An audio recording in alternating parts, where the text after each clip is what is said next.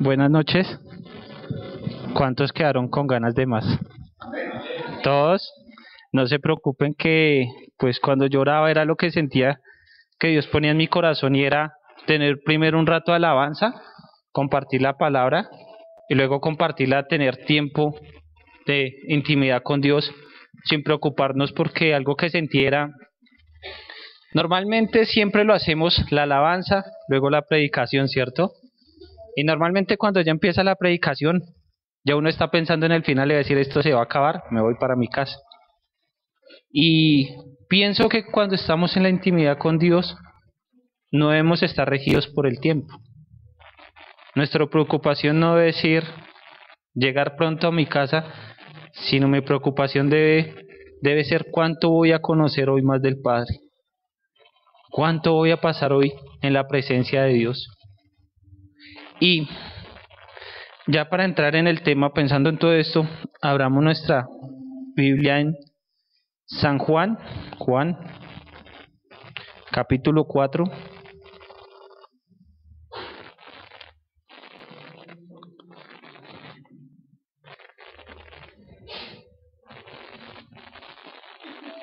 Bueno, creo que todos conocen acá en capítulo 4 lo que pasa en esto, y es que Jesús se encuentra con una mujer samaritana, ¿cierto?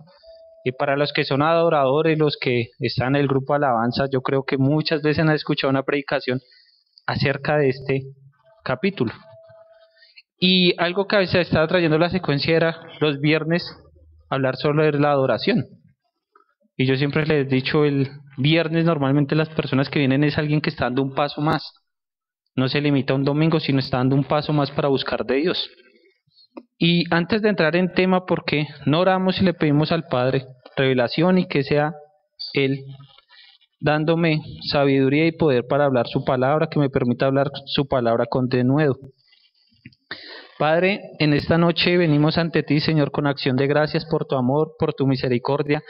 Gracias, Señor, porque tú eres fiel. Gracias, Señor, porque tú nos has dado el agua de vida, Señor. Gracias porque, gracias al sacrificio de Jesús en la cruz, Señor, hoy tenemos vida eterna, Señor. Tenemos vida, Señor. Y tenemos miles de motivos para darte las gracias, Señor. Pero gracias por ser nuestro Dios. Gracias por hacernos parte de tu pueblo, Señor. Gracias porque tú nos has buscado, Señor, y te puedo decir que esta noche estamos aquí para encontrarte, Señor, para escuchar tu voz y para decir que necesitamos más de ti, de tu presencia sobre nuestras vidas, Señor. Por favor, bendice este grupo, esta reunión, Señor, y que tu Espíritu Santo sea descendiendo sobre este lugar, Señor. Que si hay algún enfermo, Señor, te pido que seas tú tocándolo con sanidad, Señor, que seas tú obrando prodigios y maravillas, Señor, entre tu pueblo, Señor. Que sea un motivo más para darte gloria y honra a ti. Gracias, Padre, en Cristo Jesús, Señor. Amén y amén. Bueno, dice Juan capítulo 4, versículo 23, 24, dice: mas la hora viene, y ahora es cuando los verdaderos adoradores adorarán al Padre en espíritu y en verdad, porque también el Padre tales adoradores busca, que lo adoren. Dios es espíritu, y los que le adoran en espíritu y en verdad es necesario que adoren. Les voy a explicar un poco más o menos lo que ya todo el mundo sabe.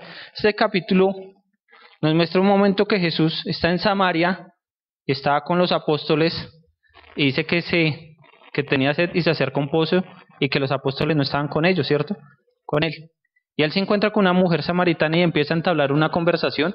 Y yo creo que este capítulo es bien complejo porque de un momento a otro, de tener una conversación de algo natural de que Jesús quería agua, le termina revelando a ella que Él es el agua de vida. Y más adelante en estos últimos dos versículos que leíamos, Jesús le revela algo más grande y es del Padre. Está hablando del Padre.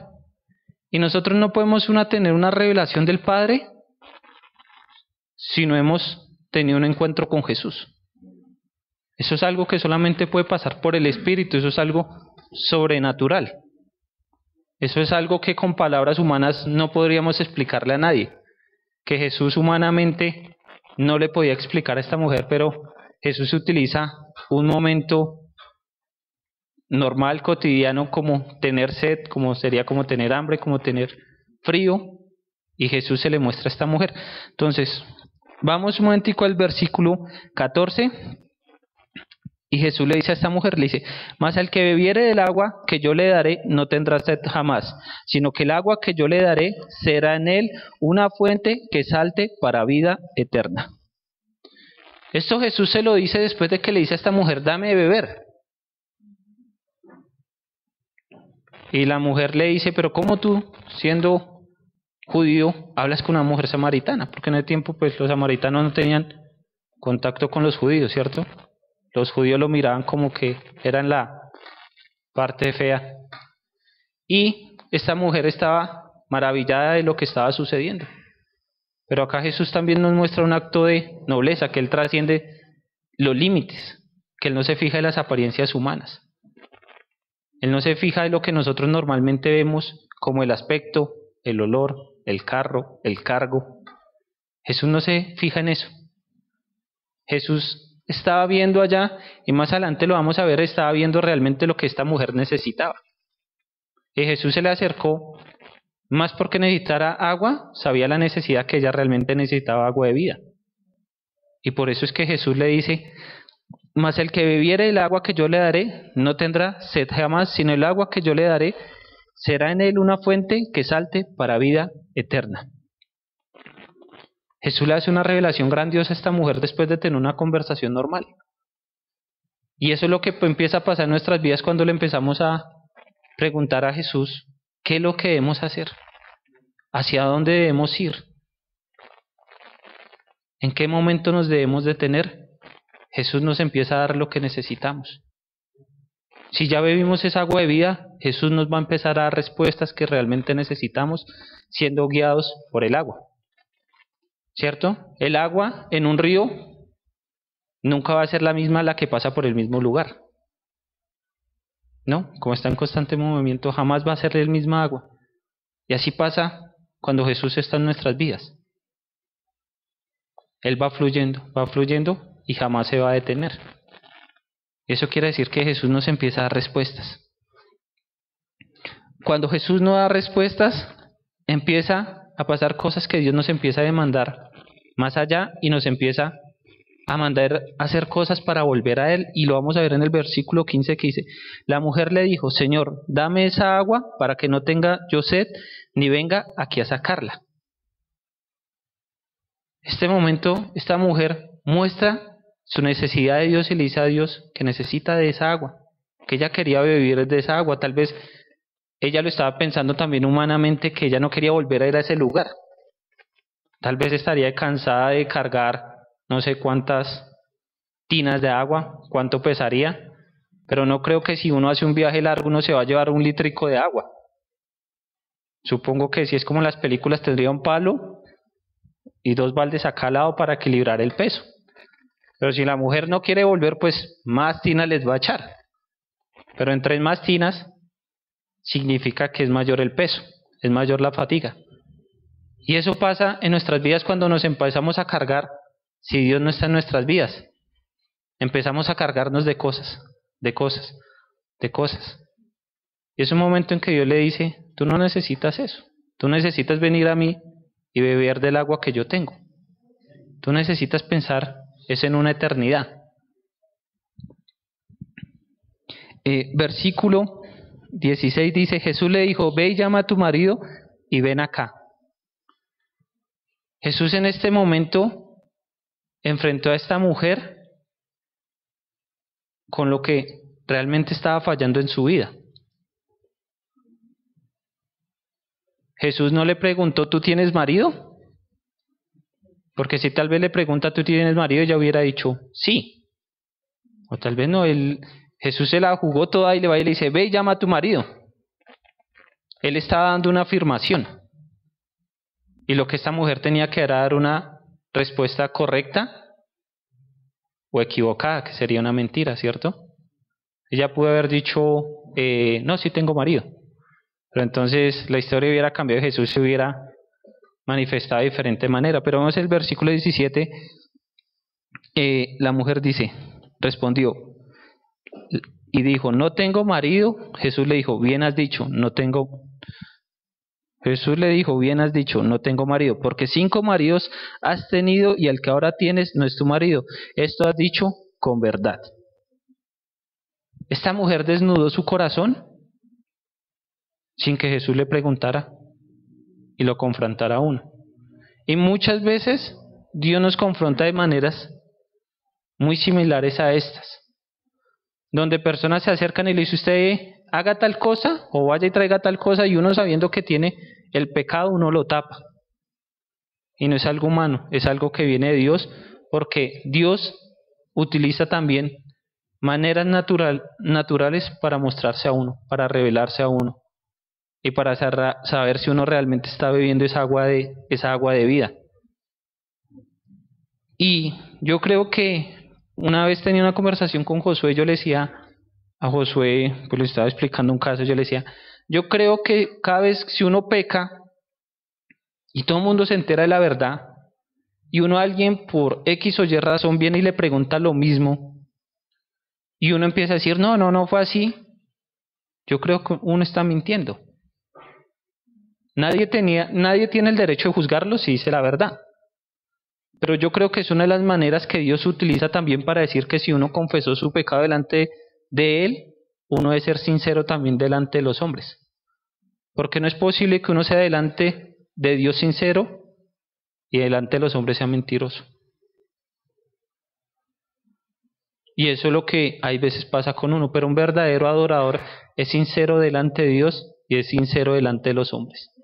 Sin importar la consecuencia de la falla, uno la va a asumir.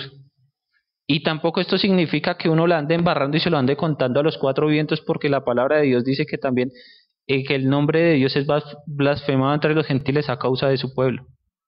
Eso significa también que si yo pequé y la gente se enteró por alguna manera y me preguntan, ¿yo realmente fui sincero en mi arrepentimiento? Yo creo que voy a utilizar esa falta mía como testimonio para decir que Dios es fiel y Dios perdona y que Dios puede levantar al caído. Eso es lo que Dios espera. Cuando cumplimos todo esto, es donde Dios nos puede revelar quién es el Padre. Es donde Jesús puede decirle a uno, mostrarle mucho más allá de lo que uno se puede imaginar. Es donde uno puede empezar a pasar tiempos en intimidad con Dios, momentos que gente desperdicia en otras cosas, pensando en otras cosas. Dios le empieza a traer palabras a su mente, le empieza a decir quién es Dios, quién es Él realmente. Y uno lo empieza a buscar por lo que Él es. No por lo que Él pueda dar a uno, sino por lo que Él es. Y eso es lo que debe tener un adorador, siempre su corazón, verdad delante de Dios y verdad delante de los hombres. Si nosotros queremos engrandecer el nombre de Dios, lo hacemos también a través de nuestras vidas, de nuestra manera de vivir, de nuestra misma manera de hablar. Y este es el momento en que Jesús se empieza a revelar del Padre a esta mujer, y es en el versículo 23 cuando dice, mas la hora viene y ahora es cuando los verdaderos adoradores adorarán al Padre en espíritu y en verdad, porque también el Padre tales busca adoradores que le adoren. Dios nos está buscando. Dios está buscando que seamos sinceros. Dios está buscando que nosotros empecemos a darle una adoración en nuestra naturaleza, y nuestra naturaleza es primeramente espiritual antes que carnal. Aunque vivamos en la tierra, somos seres espirituales. Y esto es una revelación que solo puede darnos Dios. Y es que necesitamos adorarlos en espíritu y en verdad. Nosotros podemos adorar a Dios en espíritu, pero engañándonos. Y ya no sería completo, porque nos exige que sea en espíritu y en verdad. Y para adorar en verdad solamente tenemos que tener un encuentro con Jesús y que Él sea quien nos guíe en nuestra adoración. Es donde nosotros en una adoración no nos podemos limitar. Y hoy es un tiempo donde la iglesia estamos, muchos que conocen de Dios, es donde cada uno, ahorita en el tiempo que tengamos, si Dios empieza a poner oración en lenguas, Adórale a Dios en lenguas, porque es el Espíritu el que está adorando. Es el Espíritu quien está intercediendo. Si Dios te empieza a dar palabra, déjalo porque es el Espíritu de Dios. Y la Biblia dice también que cuando uno lo ora en lenguas, uno lo va a hacer en orden, ¿cierto? Y que si hay alguien intérprete que empiezan a hablar en lenguas, que el que tenga interpretación, que empiece a dar interpretación para edificar la iglesia. Y el que ora en lenguas ora para sí mismo. Pero cuando estábamos adorando a Dios, como es un momento tan íntimo, yo creo que no nos debemos limitar a pensar el que me está escuchando, o si él no está de pie, si no está sentado, no sé. Es un momento tan íntimo que es solamente yo y Dios. Y no existe nadie más. Pero eso se va a ver reflejado en la vida de la persona y en la vida de la congregación. Todo lo espiritual siempre se ve y es algo que perdura y es algo glorioso. Y para terminar dice, versículo 24, Dios es espíritu y los que le adoran en espíritu y en verdad es necesario que adoren. Si estamos adorando en espíritu y en verdad, es necesario adorar. Es necesario porque no podemos contener lo que Dios nos está poniendo. Y es donde no nos vamos a limitar ni a un lugar, ni a un espacio. No nos vamos a limitar con las palabras de exaltación a Dios. Le pido el favor a los músicos que vengan acompañando, si eso es lo que quiere Dios. Que no nos limitemos más.